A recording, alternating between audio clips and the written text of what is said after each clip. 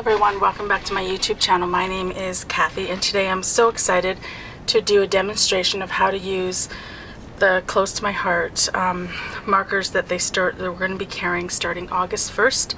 So these are the Shinhan Touch Twin Markers is what they're called, and so all of the markers that Close to My Heart will be carrying have the broad tip, which is like that, and then also the fine tip.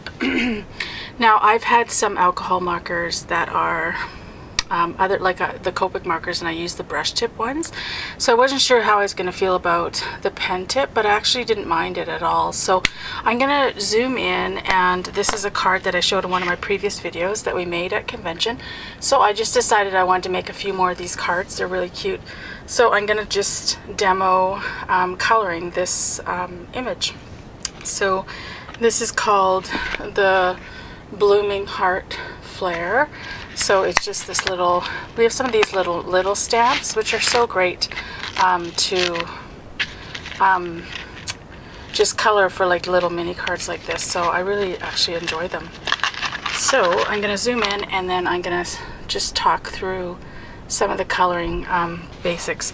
So with this image, I want to create some parts of the, I'm going to actually turn it this way just because I'm going to start coloring this biggest flower here, and I find it easier to kind of color away from me.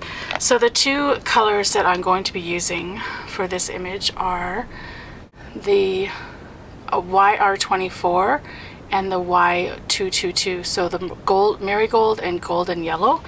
And what I'm going to do is start with the darker of the two, so the Marigold, and I'm just going to be creating like I'm just near the tip of the flower. I'm just going to be laying down some color, and then where the petals are kind of behind, I'm just going to be creating some kind of shading there, because I'm figure that that part will be a little bit darker.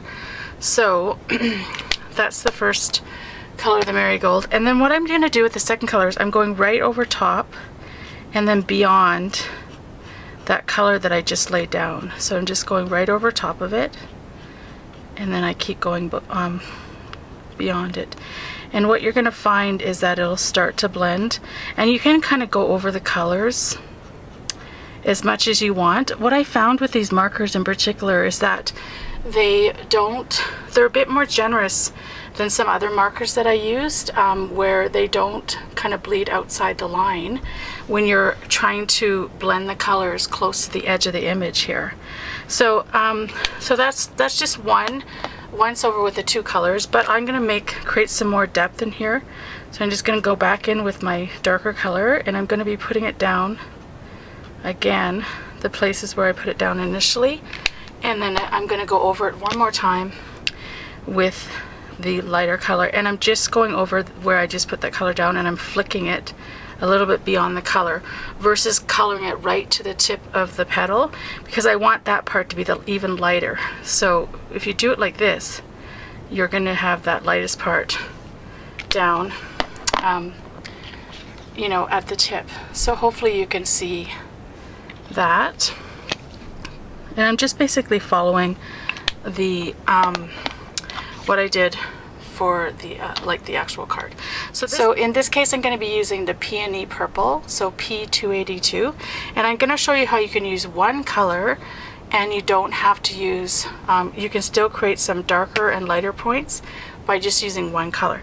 So for this one I'm just going to be literally coloring this whole flower here, and I'm just going to be putting down the color once in one layer.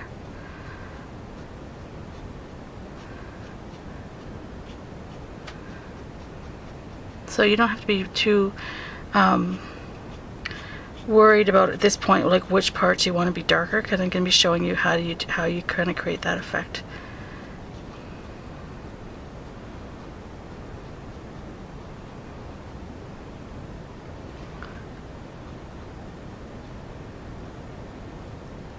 Okay, so there is the color, and that's where I'm just done it once.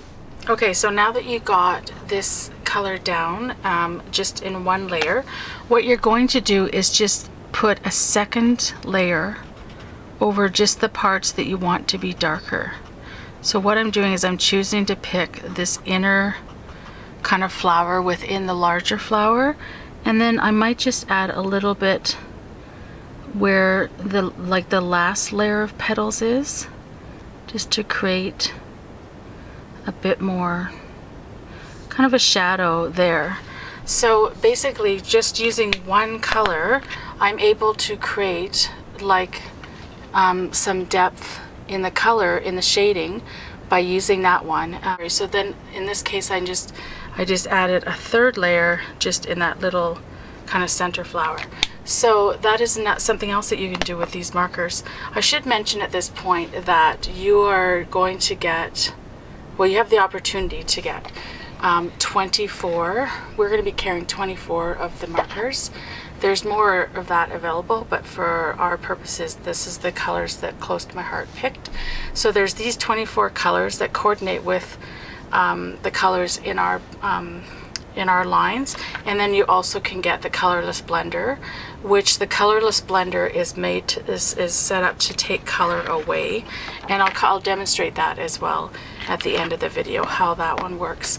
And then what I did is, if I found, like there was one time where I wanted an orange, I wanted a bright orange color, but we didn't quite have it. So what I did is I blended two colors together. I took the carmine, this kind of red color, and I blended it with the golden yellow, and I created like more of an orange color to my liking.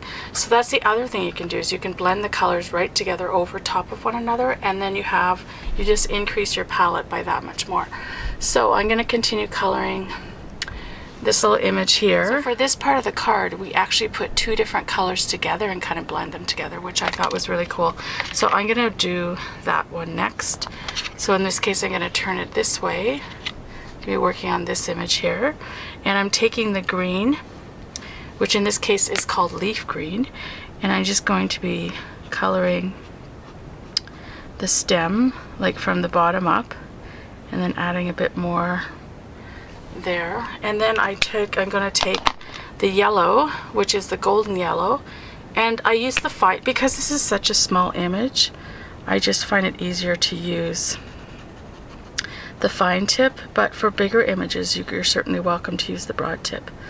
And then I'm just going to be putting down the color. The first thing I'm doing is putting down the color where the white is, but then I'm going to go back in and I'm going to kind of blend where the two colors mix or meet, I guess, so that I can kind of blend them out together a little bit more, and you almost like create like another color there where the two colors mix.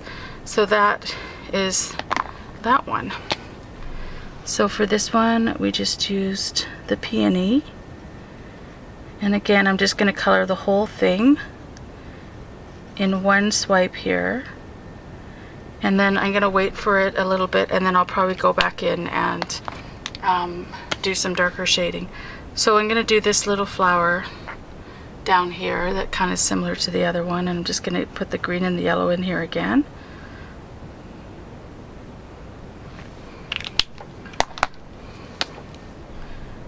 It is so fun. I find coloring very relaxing. I don't know, like it's just, sometimes I'll just take images and I'll just take them and I'll color them, you know, just for fun.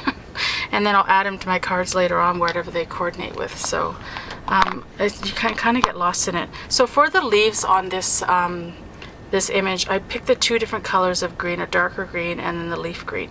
So I'm going to start with the Sap Green. It's the darker of the two, and I'm just going to be putting them closest to the flower, this darker green color. So I'm just going to color like all the leaves at the same time throughout the image.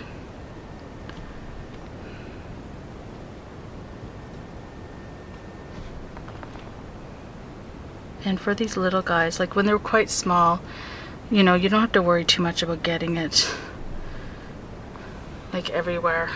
If you think that just one color is going to fit in there because it's so small, like this leaf here is just so small, like I almost could have just done one color in that one. And then again for the other green, the lighter green, I'm just going over where I put the dark, and then I'm extending it past to the rest of the image.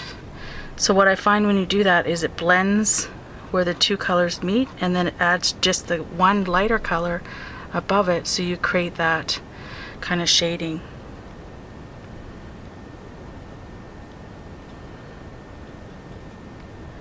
Now I'm just going to show you, I didn't do these two leaves here, but the other option is you can actually put this whole color down. You can put the whole lightest color down if you wanted to, and then you can go back in with the darker color if you want. So that's what I did for these ones. I just put the lighter color, and then I'm just going to go in with the darker color. If you do this, however, you might want to blend them, like after you put the darker color on. You can either leave it the way it is, or in this case I'm just going to blend it just slightly with that other color. So for this one we used kind of a color that matches our Lagoon cardstock. This one is called Peacock Green, and I'm just going to be coloring all the little kind of circles that are on this image.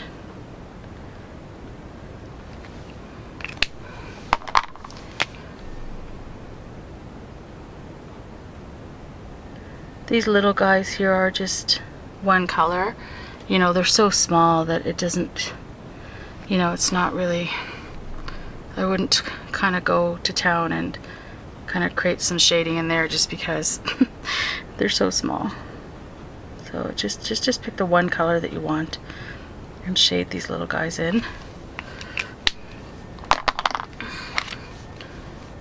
This is the Marigold. I'm going to do some of these little flowers here.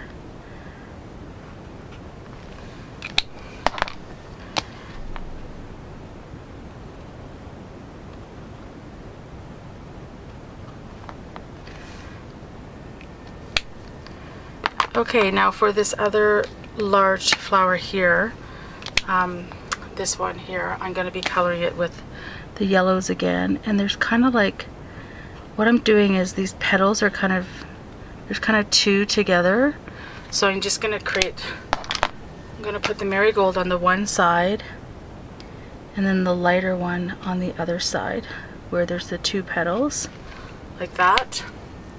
And then what I'm going to do is just choose some areas where I want it to be, there's going to be some shading. You're kind of creating some shading with the petals that are underneath. And I'll just put in some of that, and then I'm just going to color the rest with the lighter yellow, which in this case is called golden yellow.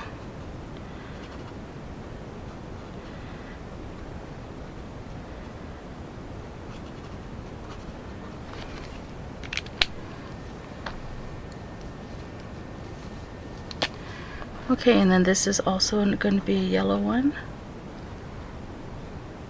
I try to use some of the marks in the image to help guide where I put the darker color down. So if you notice in this one, there is some black kind of lines there, so then I always choose to put the darker color there. So sometimes when you stamp an image, it kind of gives you some guidance as to where you can put the darker color and create some shading. And I always do that in everything that I color. I try and look for things within the image that kind of give you some insight into where it's probably going to be a bit darker. There should be some extra shading because it's going to create like a shadow there. So, and that is the other flower. So now I'm going to go back to this little guy. I mean, he's pretty small, but I'm just going to add a little bit more. Oh, I'm out of the view. So I just went back to this one and I added in some more purple, and then I can do that for this one as well. I'm just going to add in, like, and I'm really just going over some of the lines of the petals and adding in a touch more so that it looks a bit darker in certain areas. So that is it. This is colored. So it didn't take me too long, and I just love, you know, how it comes together and how you can blend the markers. And I should mention that I stamped this image with archival black ink. It's probably the best one. And if you have Memento ink, you can stamp with that when you're using alcohol markers, but we don't carry that. So Close to My Heart has the archival ink, and that works just as good if you stamp that first. And then I kind of let it dry for a little while, and then I going with the alcohol markers. So I hope that you got some tips in this video coloring with the twin markers, and that you have the opportunity to get one. And I should mention, I did say I would talk about the Colorless Blender. Like basically you have to think of this as taking color away. So I'm going to show you with, I'm going to show you with this one. If I go just near the tip and I'm just putting this down, it's going to take some of the yellow away. So if you only have one color, you could, that's another way that you can kind of create some shading, is that alcohol marker just actually, you think of it as it's taking some of the color away. So that's what that's the effect that it has on that one there that I did. So that is, you got to get this. Like this is kind of like a must-have if you're going to get the markers. It just creates so many more opportunities that you can create some more colors. Then, like especially if you have a single marker of one color, you could, then you basically have two different shades. You can create two different shades with one marker. So it's really handy. So thank you so much for watching, and until next time, happy crafting. Thanks. Bye-bye.